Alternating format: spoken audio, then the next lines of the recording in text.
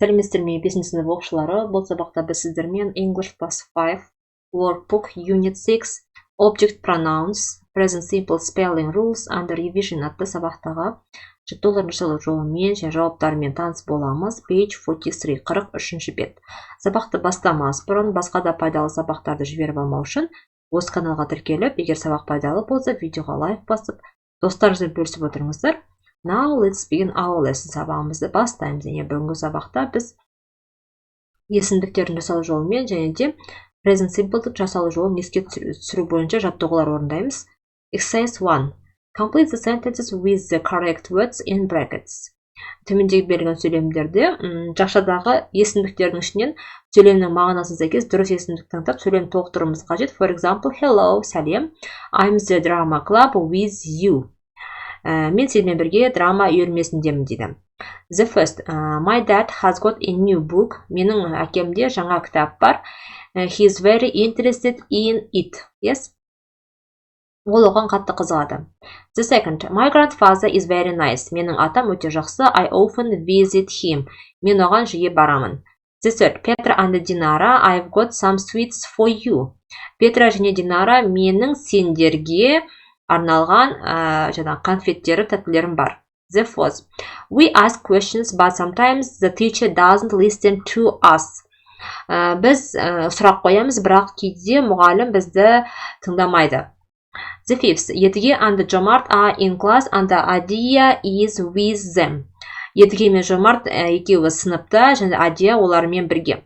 The sixth, Anna is my cousin. Анна менің туысқаным. I like her. Мен оны жақсы көремін. The seventh, I'm at the shopping center and my friends with me. Мен сауда орталығындамын және де досым менімен бірге. The second, complete the many dialogues with the words in the box. Төмендегі берілген сөздермен мына төмендегі диалогты толықтыр дейді. Яғни мини диалогтар, қысқа диалог берілген сөздерге. For example, Pete.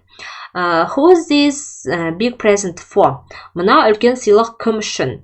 It's for me, it's my birthday. Бұл мен үшін, менің туған күнім дейді. The first, are you good at climbing? Сен не өрмелеуде жақсысың ба? No, I'm not. I'm very bad at it. Yes, жоқ, мен ол жерде нашармын.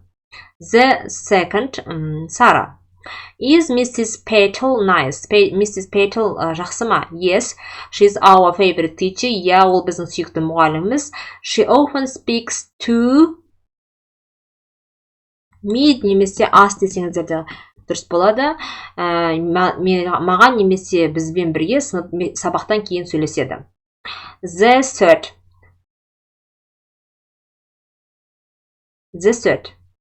Hasan's a friendly boy. Хасан өте досшыл бала. Yes, I like him. Ол маған ұнайды. Dave. Have you got any sweets? Сенде қандай да бір тәтті бар ма? No, I don't eat them. Жоқ, мен оларды жемеймін. Fifth, Mary.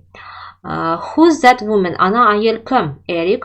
That's Mrs. Hill. Ол Mrs. Hill. I live near her. Мен оған жақын тұрамын. The sixth, David. Mr. Evans, I haven't got my homework today. Mr. Evans, бүгін менде үй жұмысы жоқ. Mr. Evans, I am not happy with you, David. Мен саған ырза емеспін деген сияқты. Next, exercise 3. Complete the notes for the school report using the present simple form of the verbs in brackets. Яғни төмендегі берілген есепті жақшаны ашып отырып, сөйлемнің бәрін present simple'да қойып толықтыр дейді. Гүлфия Юсупова, Spanish report. I'm happy with Гүлфия. Мен Гүлфияға ырзамын. She always listens in class. Ол сыныпта әрқашан тыңдайды.